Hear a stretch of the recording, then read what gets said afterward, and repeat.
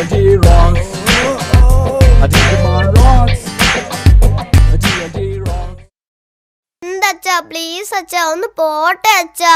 നിനക്കെന്താ പറഞ്ഞാ മനസ്സിലാവില്ലേ? ഇല്ല ഇല്ല സാരല്ല നീ, അവൻ ആ സിനിമയ്ക്ക് ഒന്നുകൂടെ പോയിക്കോട്ടെ. നമ്മുടെ ടിന്റുമോനല്ലേ. സാധ്യമല്ല.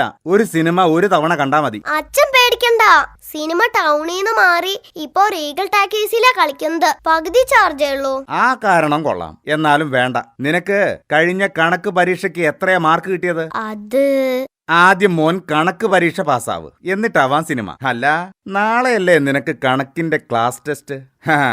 അതിൽ നീ പാസ്സായാൽ നാളെ തന്നെ നിനക്ക് സിനിമയ്ക്ക് പോവാം, ഉറപ്പ്. അങ്ങനെ വേണോ അച്ഛാ? ക്ലാസ് ടെസ്റ്റ് വരും പോകും വീണ്ടും വരും. പക്ഷെ ഒരു സിനിമ തിയേറ്ററിൽ നിന്ന് പോയാ പിന്നെ വരില്ല അച്ഛാ. അച്ഛൻ പറഞ്ഞത് കേട്ടില്ലേ?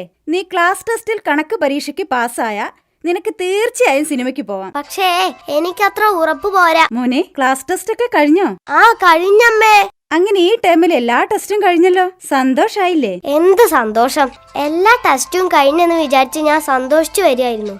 അപ്പളാ ഉഷ ടീച്ചർ വിളിച്ചു പറയുന്നത് നാളെ ബ്ലഡ് ടെസ്റ്റ് ഉണ്ടെന്ന്. ഞാനാണെങ്കിൽ ബ്ലഡിനെ കുറിച്ച് ഒന്നും പഠിച്ചിട്ടില്ല. എടാ മണ്ട, ബ്ലഡ് ടെസ്റ്റിന് നീ ഒന്നും പഠിക്കണ്ട. നിന്നെ കുത്തി അവർ രക്തം എടുക്കും, എന്നിട്ട് അത് പരിശോധിക്കും. അത്രേ ഉള്ളൂ. എന്നെ കുത്തിയാ ഞാനും കുത്തും. ടിന്റുമോനോടാ കളി. ഓ, ഇവനെ കൊണ്ട്. എടാ, ബ്ലഡ് ടെസ്റ്റിന് നീ പ്രത്യേകം പഠിക്കൊന്നും വേണ്ട. ഓ, ഒരു പ്രത്യേകം പഠിക്കുന്ന ഒരാള്. നിന്റെ കണക്ക് പരീക്ഷയുടെ റിസൾട്ട് എന്തായി? ഓ, എനിക്ക് സിനിമ കാണോ യോഗ ഇല്ല അച്ഛാ. സാരില്ല, അച്ഛൻ വിഷമിക്കണ്ട. ആ സങ്കടം ഞാൻ ഒറ്റയ്ക്ക് അനുഭവിച്ചോളാ. എന്റെ കുറ്റം അല്ല അച്ഛാ. ഈ കണക്ക് എന്ന് പറയുന്നത് ഒരു വൃത്തികെട്ട സബ്ജക്റ്റാ. മീഞ്ഞാന്ന് സാറ് പറഞ്ഞു 5 5 10 എന്ന്.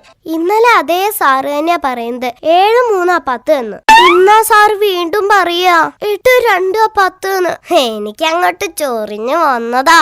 ഞാൻ പരീക്ഷ എഴുതാതെ ഇറങ്ങിപ്പോന്നു. മനുഷ്യനായ ആദ്യം വാക്കിന് സ്ഥിരത വേണം. ഓ, അപ്പൊ നീ വീണ്ടും തോറ്റു അല്ലേ?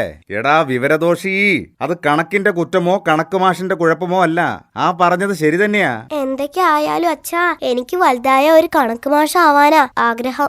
കണക്കിന് നേരാൻ വണ്ണം പാസ്സാവാത്ത നീയാ കണക്ക് മാഷാവാൻ പോകുന്നത്. ഏറിപ്പോയാ നിനക്കൊരു മലയാളം മാഷാവാം. അച്ഛൻ നോക്കിക്കോ, ഞാൻ എങ്ങനെങ്കിലും പഠിച്ചൊരു കണക്ക് മാഷാവും. എടാ, നിനക്ക് കണക്ക് മാഷാവാൻ ഇത്രയും താല്പര്യം എന്താ?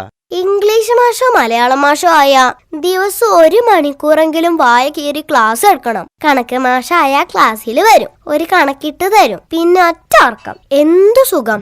ഓ, എനിക്ക് ആ ചാക്കോ മാഷെ കാണുമ്പോ അച്ഛാ കൊതിയാവും.